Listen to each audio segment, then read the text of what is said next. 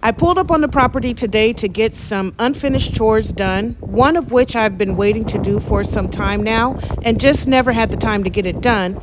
Today I will be changing out the lock on the 10 by 20 tiny home shed so that we can have a key to fit the door.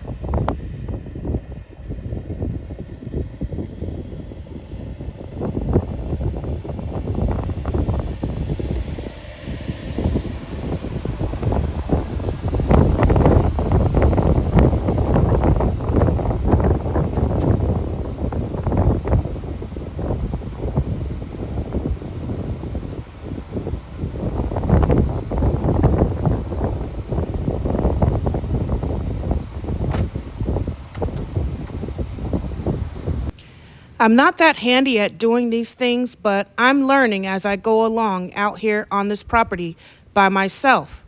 I started out with removing the old knob so that I could replace it with the new one.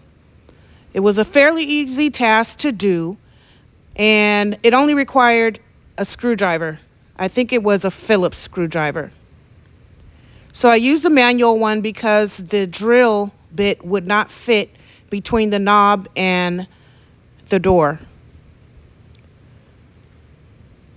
I used a knob that I got from Home Depot, just a simple little lock and key type of doorknob.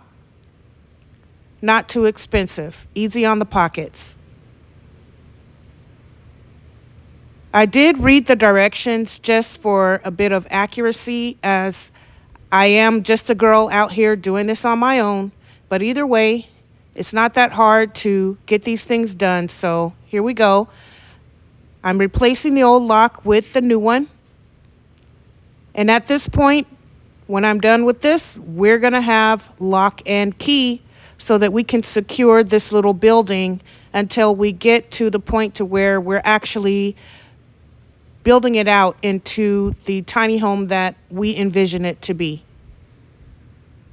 And there we are, lock and key installed. Please like and subscribe.